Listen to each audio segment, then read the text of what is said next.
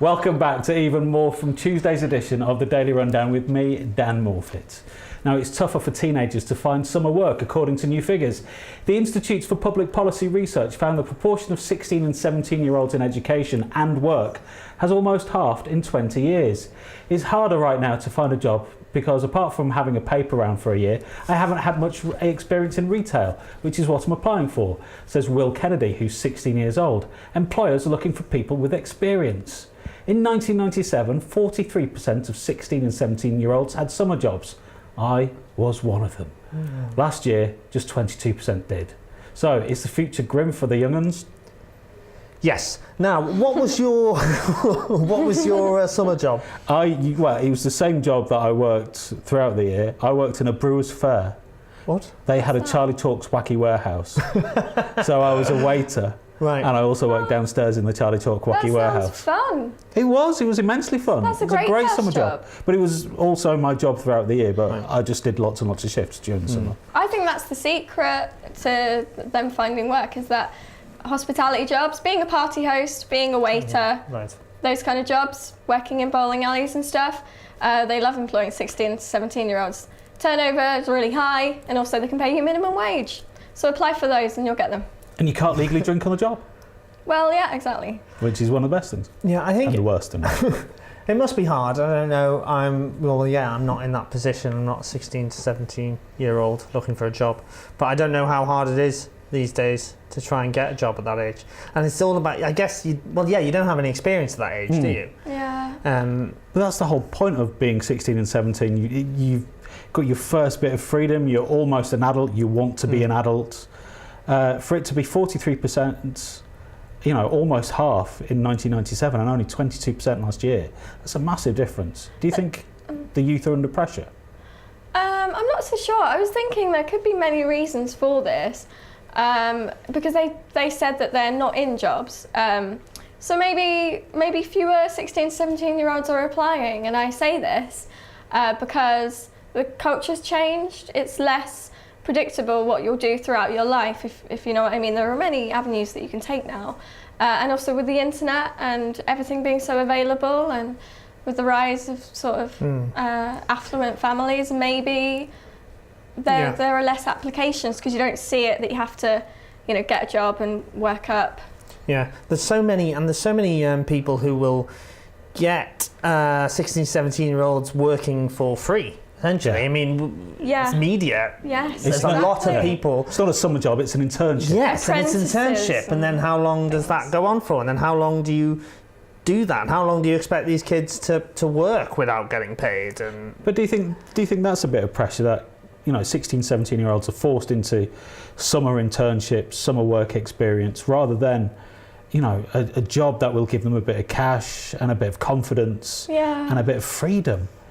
That's not great, because you're going to have kids going to college, university, and having no experience of talking to the general public. Or that's what I got from working in hospitality and waiter. I could be cheeky with people. I could talk to people. I could talk to normal families and stuff, even though there was a generation gap. Jobs like that are great for your self-esteem, especially at that age.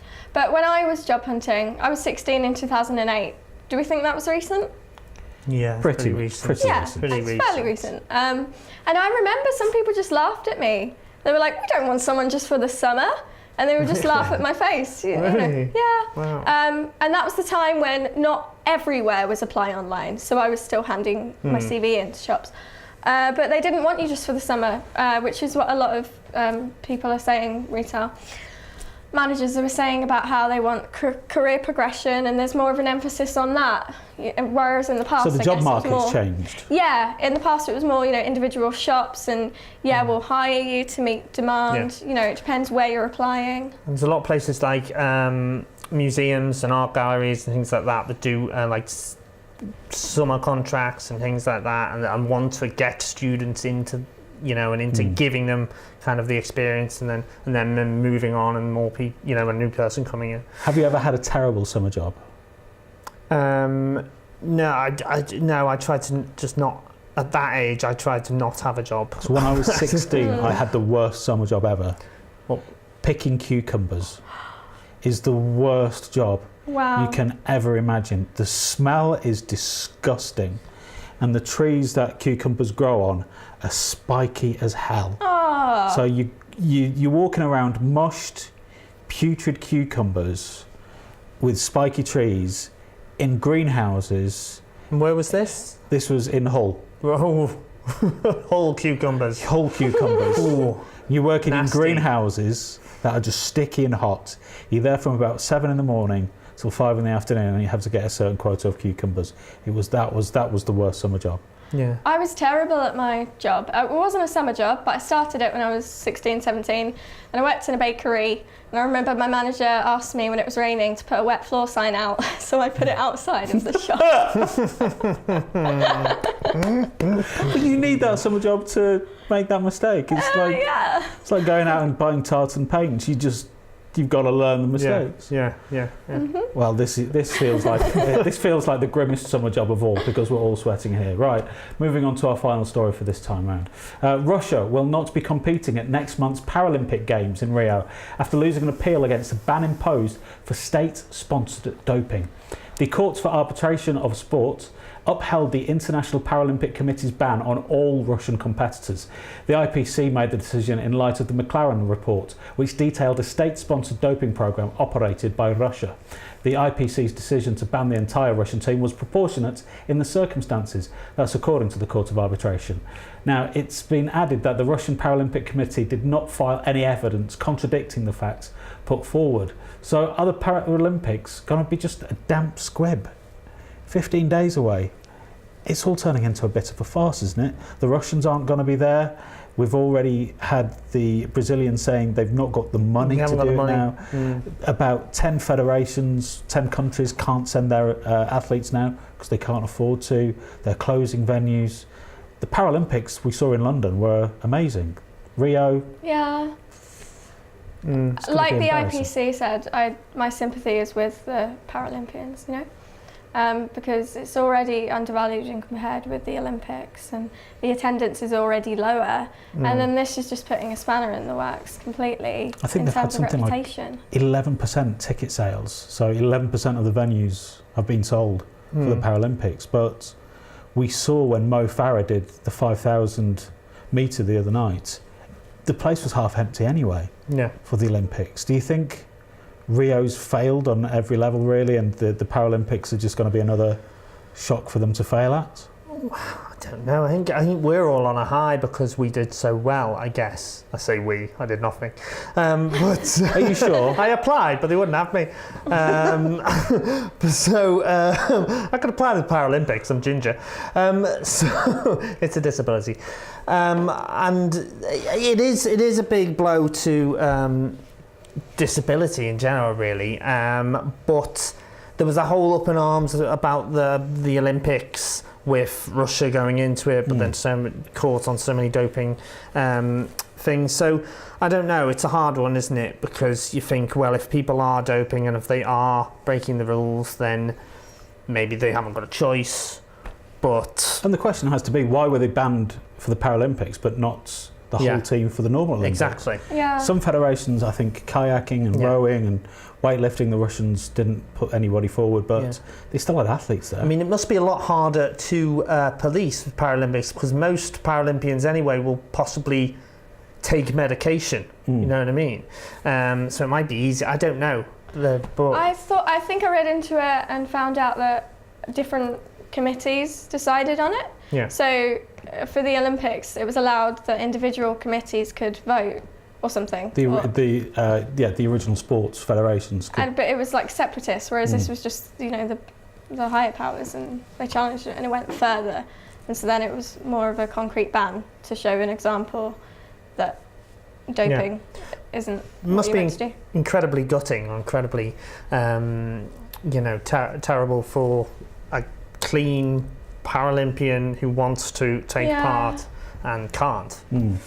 So is it going to be a damp squib, or are you going to be excited? Because I think Channel 4 have done a great job with the Paralympics in changing people's perceptions and turning them on the head, saying, we're the superhumans is their motto. And it's made me more interested in it, and I'll be watching it. Will you? No. Just sport in general, not just the Paralympics. I just don't really watch sport. So you avoid I only all that. watched the Olympics at home, and then I really enjoyed it. For some Well, reason, I'm I asking you only to go enjoy. to watch No, it. we're not saying go to Rio. Copacabana. I only it at enjoy home. watching sport with my family.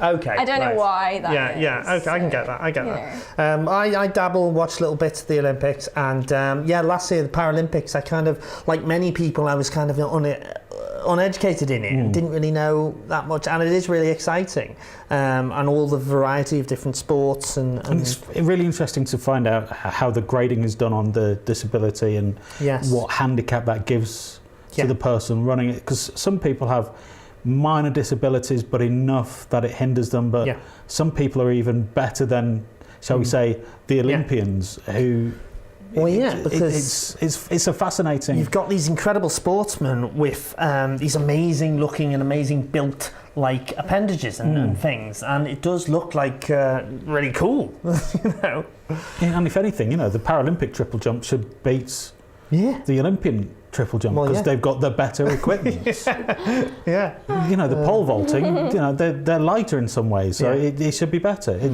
It's going to be interesting again, and I think it's just going to be a shame that Great Britain and the Great British Paralympian team aren't going to be able to compete against everybody, because not everybody's going to be affording to go there, and the Russians are certainly not going to be going and there. I'm sure we'll do brilliantly as we did at the Olympics. They are the superhumans. We. Yeah, we. I love that. I am British. I have won an award. The medals are mine. The British cycling team, all your fault. You live near the velodrome anyway, so I do. So it's if you wondered where all the success came from, it's Mike Milling. Right, after the break, Chaya Samuel catches up with Tina and Claire O'Brien about their new venture, Little Belters, and their recent Dragon's Den success.